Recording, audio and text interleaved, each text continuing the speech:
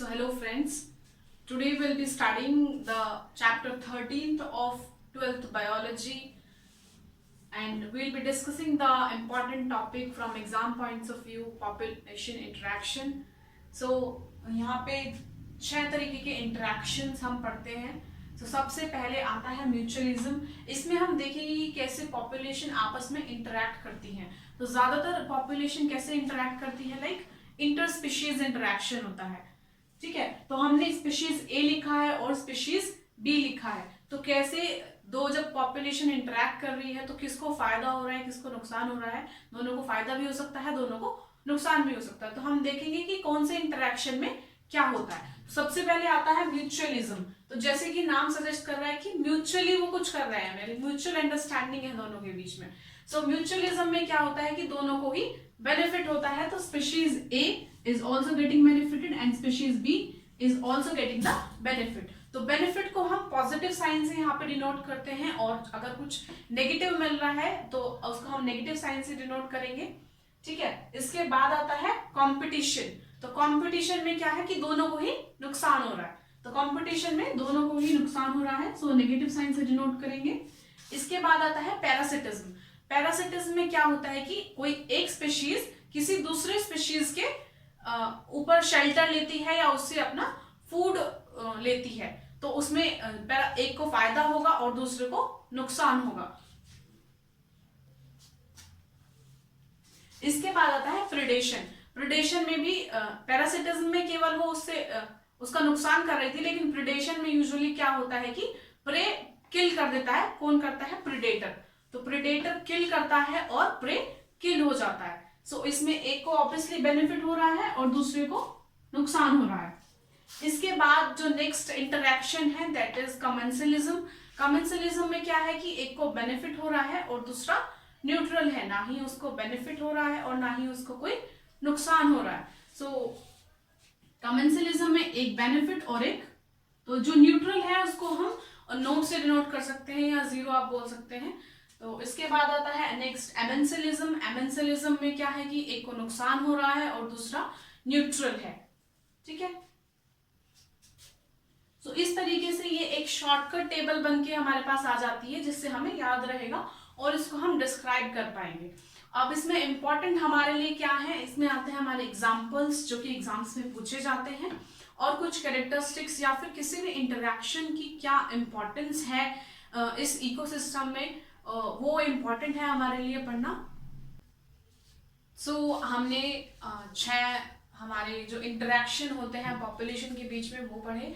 अभी हम एक एक को लाइक थोड़ा डीप में पढ़ेंगे और सबसे पहले हम शुरू करते हैं प्रेडेशन से. तो प्रेडेशन में जैसे कि मैंने बताया था कि एक प्रेडेटर होगा और एक प्रे होता है. तो प्रेडेटर का यूजुअली क्या होता है कि वो किल करता है किसको?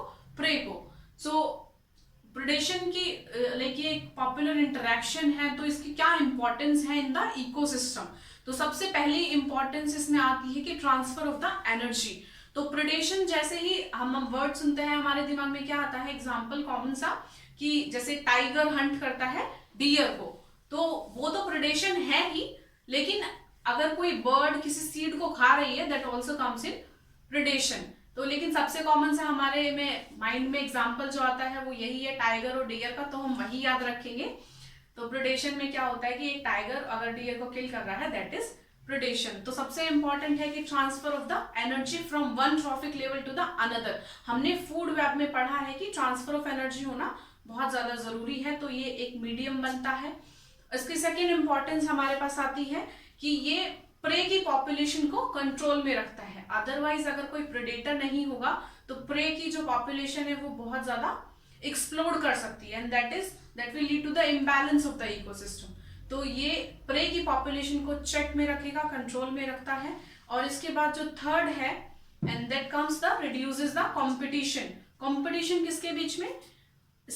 सेम स्पीशीज के बीच में जो कंपटीशन होता है उसको कम कर देता है क्योंकि पॉपुलेशन कंट्रोल में रहेगी, एक्सप्लोड नहीं करेगी.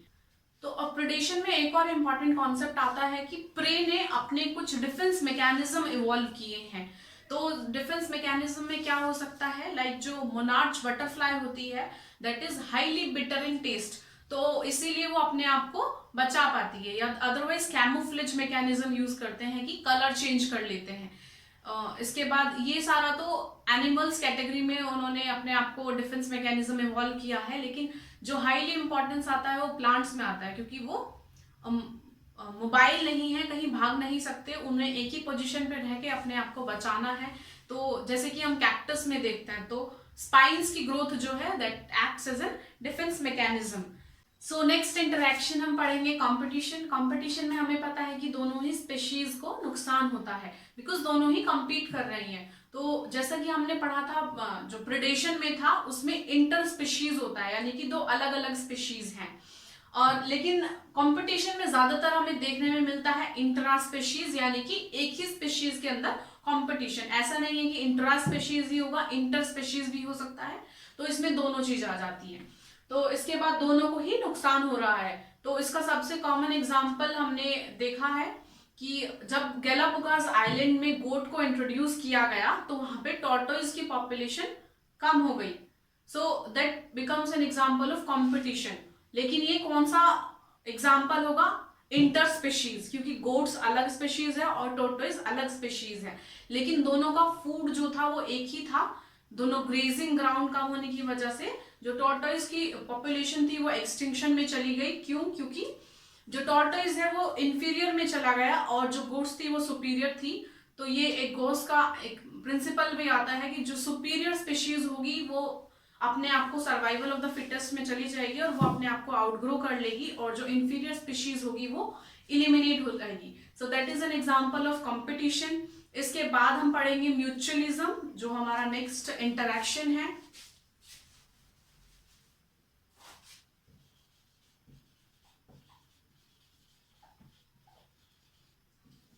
अभी हमने कंपटीशन में देखा कि दोनों ही स्पीशीज को नुकसान हो रहा था, क्योंकि दोनों एक ही फूड सोर्स के लिए compete कर रही थी। म्यूचुअलिज्म में एक ऐसा इंटरेक्शन है जिसमें दोनों स्पीशीज को फायदा होता है, क्योंकि वो एक सिम्बायोटिक एसोसिएशन में रह सकते हैं, लाइक फंगाई और एलगी रहते हैं। वो एक अपना सिम्बायोटिक एसोसिएशन बनाते हैं जिसमें कि फंगाई को क्या मिलता है?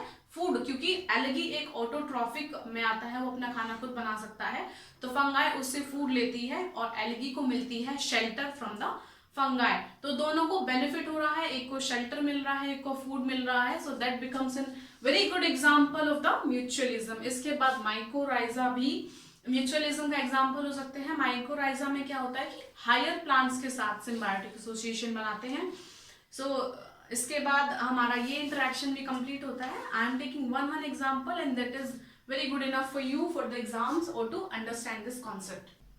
So next interaction is the parasitism. Parasitism में भी like जैसे हमने predation में पढ़ा था, एक को फायदा हो रहा है और एक को नुकसान हो रहा है। because parasitism में क्या होता है कि एक जो host होता है उसके ऊपर एक आउटग्रो कर जाता है। तो पैरासाइट की इवन स्पेसिफिक प्रॉपर्टीज होती हैं कि वो एक हाई रिप्रोडक्टिव कैपेसिटी रखते हैं, उनमें सकर्स होते हैं, और जो एक्स्ट्रा सेंसरी ऑर्गन्स होते हैं वो लूज कर जाते हैं, डाइजेस्टिव सिस्टम वो लूज कर जाते हैं, बिकॉज उसकी उनको जरूरत नहीं है। तो वो एक हाईली को इवॉल्व मैकेनिज्म के साथ इवॉल्व होते हैं विद देयर होस्ट, क्योंकि अगर होस्ट कोई ऐसा मैकेनिज्म अपने अंदर इवॉल्व कर रहा है कि जो पैरासाइट है उस पर ग्रो ना कर पाए, तो पैरासाइट को भी वो इवॉल्व करना होगा अगर उसे जीना है, मतलब ऑब्वियसली उसको लिविंग एक रखना है अपना, तो उसको भी वो उसके साथ को इवॉल्व करना होगा। So that are the properties of a parasite. तो पैरासाइट के दो एग्जाम्पल आते हैं, दो टाइप्स आते हैं, लाइक एंडोपैरासाइट और एक्टोपैरासाइट। तो endoparasite that live inside the organism और द होस्ट, और ectoparasite that lives the outside. तो एंडो का एग्जाम्पल जैसे हम देखते हैं tapeworm in the human intestine, तो हमारे इंटेस्टाइन में वॉर्म्स हो जाते हैं, सो दैट आर पैरासाइट्स।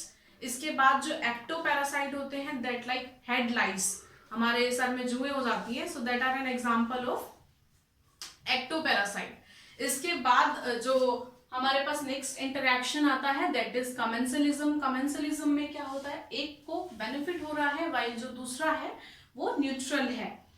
तो इसमें हमें सबसे कॉमन एग्जांपल देखने में मिलता है कि मैंगो ट्री के ऊपर जो ऑर्किड्स ग्रो कर जाते हैं, ऑर्किड्स को शेल्टर मिलता है, फूड मिलता है from the mango tree, while mango tree is a big large tree. So उसको कोई फर्क नहीं पड़ता, इट इज न्यूट्रल, उसको कोई फर्क नहीं पड़ रहा है ऑर्किड्स ग्रो कर रहा है, क्या ग्रो कर रहा है, उसको कोई नुकसान नहीं है, सो इट बिकम्स न्यूट्रल।